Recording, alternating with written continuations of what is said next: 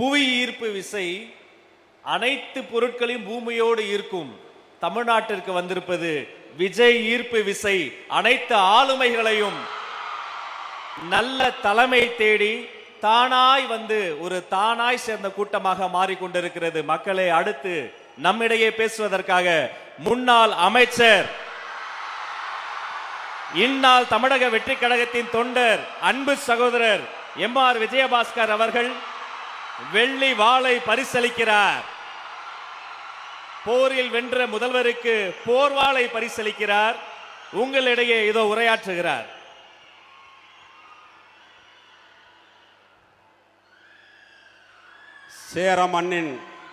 சேர மன்னனின் தலைநகராக விளங்கிய வரலாற்று சிறப்புமிக்க இந்த கரூர் மாநகருக்கு சென்ற ஆண்டு செப்டம்பர் மாதம் ஒரு கட்சியினுடைய தலைவராக வந்த தளபதி அவர்கள் இன்று கரூர் மண்ணிலே தமிழகத்தினுடைய முதலமைச்சராக காலெடுத்து வைத்திருக்கிறார். அவரை கரூர் மாவட்ட மக்கள் சார்பாகவும் என்னோடு இந்த இயக்கத்திலே தங்களை அர்ப்பணித்துக் கொண்ட கழகத்தினுடைய நிர்வாகிகள் சார்பாகவும் வருக வருகவென்று வரவேற்று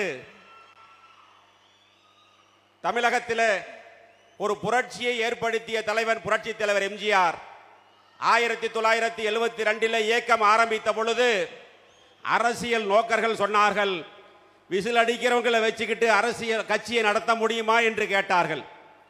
அதற்கு பதில் சொல்லிய தலைவர் புரட்சி தலைவர் எம்ஜிஆர் 1977 ஆட்சிக்கு வந்த பொழுது சொன்னார்கள், அவர்களால் பொறுக்க முடியவில்லை. அவர்கள் சொன்னார்கள், திரையுலகிலே இருந்து வந்தவருக்கு ஆட்சி நடத்த தெரியுமா என்று சொன்னார்கள்.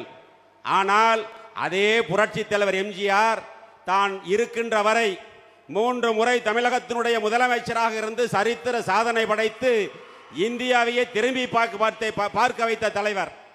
அதே போலதான் இப்பொழுது புரட்சி தலைவருடைய அன்பும் மாண்புமிகு புரட்சி தலைவி அம்மாவுடைய வீரமும் ஒன்று சேர்ந்த தலைவராக நம்முடைய புரட்சி தளபதி நம்முடைய தமிழக முதலமைச்சர் அவர்களை தமிழகம் மட்டுமல்ல இந்தியாவே உற்று நோக்கி கொண்டிருக்கிறது.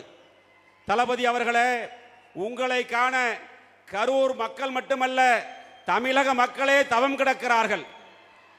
இங்கே இருக்கின்ற இளைஞர் பட்டாளம் இன்றைய இருக்கின்ற இளைஞர் பட்டாளம் மட்டுமல்ல, இன்னும் வரக்கூடிய இளைஞர் பட்டாளமும் சேர்ந்து வரக்கூடிய இளைஞர் பட்டாளமும் உங்கள் பின்னால் தான். ஒரு சின்ன பையன் என் பேரன் கேட்குறான், இவ்வளோதான் இருக்கிறான். நான் போன நேத்து, தாத்தா எங்க கட்சிக்கு வந்துட்டீங்களாமல்லங்கிறான். என்ன வயசு? 3 வயசு இருக்கும். தாத்தா எங்க கட்சிக்கு வந்துட்டீங்கிறான். இன்னொரு பையன் கேட்குறான், ரோட்டில் போகிறேன், மாமா எங்க தளபதி கட்சிக்கு வந்துட்டீங்களாமல்ல, வாங்க வாங்க அப்படிங்கிறான்.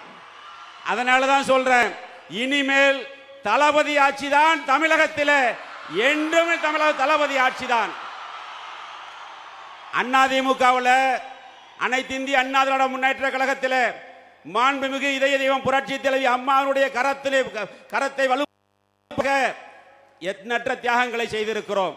அவரை நிரந்தர கழகத்துடைய நிரந்தர பொதுச் செயலாளர் என்று சொன்னோம். அதே போலதான் இதே மேடையிலே சொல்கிறேன், தமிழகத்தினுடைய நிரந்தர முதலமைச்சர் நம்முடைய தளபதி அவர்கள். இயக்கம் ஆரம்பித்து 2 ஆண்டுகளில் தமிழகம் மட்டுமல்ல இந்தியாவையே திரும்பி பார்த்த வரலாறை படைத்த தலைவர் நம்முடைய தளபதி அவர்கள். அவர்களுக்கு முன்னால் ஆட்சிக்கு வந்திருக்கிறார். ஆனால் இதற்கு முன்னர் ஆட்சியில் இருந்த தீய சக்தி திமுக விடியலை தருகிறேன் என்று சொல்லி அவர்களுக்குத்தான் விடிஞ்சது, தமிழக மக்களுக்கு அல்ல. பணம் மட்டும் இருந்தால் போதும், அதிகாரம் இருந்தால் போதும், ஆட்சிக்கு வந்து விடலாம் என்று மனக்கணக்கு போட்டவர்களுடைய மனக்கோட்டையை தகர்த்த தலைவன் இந்த நம்முடைய தலைவர் அவர்கள். ஆட்சி அதிகாரத்திற்கும் வேலை இல்லை, பணத்திற்கும் வேலை இல்லை, அன்புக்கு அடிமை என்பதை நிரூபித்த இளைஞர் பட்டாளம் இருக்கிறது. நீங்கள் உத்தரவிடுங்கள், உங்கள் பின்னால் ஒரு எளிய தொண்டனாக உங்கள் பின்னால் இந்த இயக்கத்தை கழகத்தை வலுப்படுத்துவதற்கு இரவு பகல் பாராமல் போராடுவோம். அதில் எந்த மாற்று கருத்தும் கிடையாது. எனவே தமிழகம் என்பது இனிமேல் தளபதி கையில் தான் இருக்கிறது. தளபதி ஆட்சிக்கு வந்திருக்கிறார். நிறைய சவால்கள் இருக்கிறது.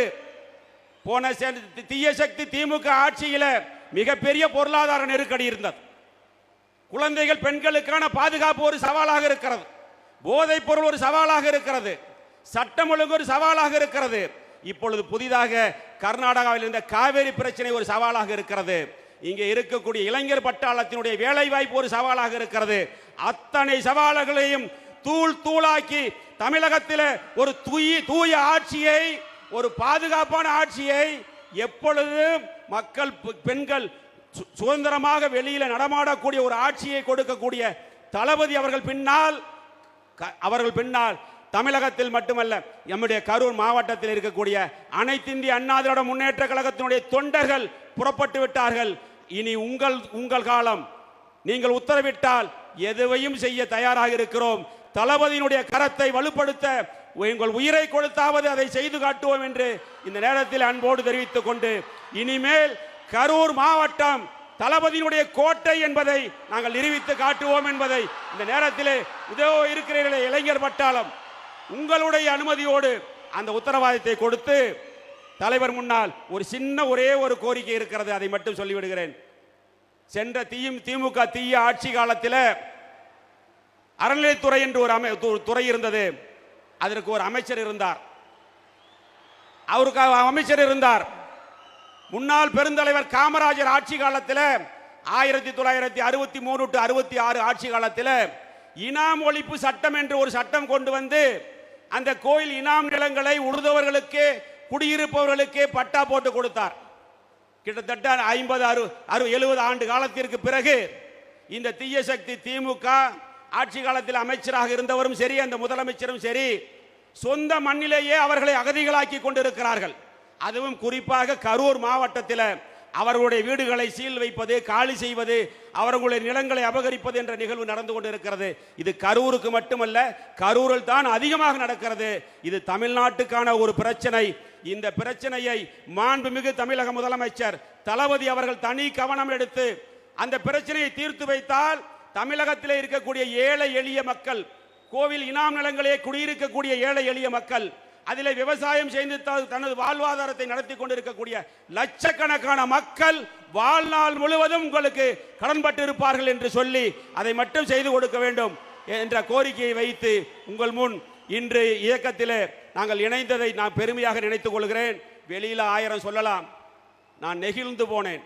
இயக்கத்திலே நானும் புதுக்கோட்டை விஜயபாஸ்கர் 2 பேர் விஜயபாஸ்கர் ஸ்கொயர்னு சொன்னாங்க, போய் இயக்கத்தில் இணைந்தோம். அடுத்த நாள் தளபதி அவர்களை பார்ப்பதற்கு ஒரு வாய்ப்பு கிடைத்தது.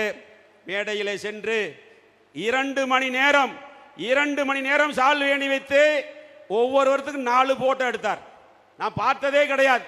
அவ்வளவு அமைதியாக நம் சொல்வதை கேட்டு அதற்கு பதில் சொல்லி, நான் நேரில் கேள்விப்பட்டதுக்கு நேரில் பார்க்கறதுக்கு உடம்பெல்லாம் சிலுக்கிற மாதிரியான ஒரு நிகழ்வு நடந்தது.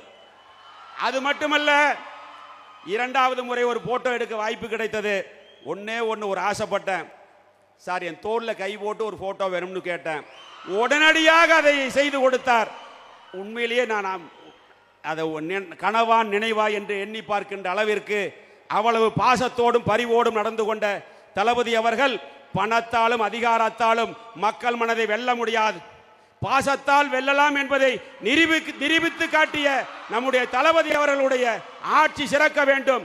தொடர்ந்து தமிழகத்தில் நம் தளபதியினுடைய ஆட்சிதான் என்று உத்தரவாதம் கொடுத்து எங்களை எல்லாம் இந்த இயக்கத்தில் இணைத்துக் கொண்டதற்கு மீண்டும் ஒருமுறை நன்றி கூறி விடைபெறுகிறேன். நன்றி, வணக்கம்.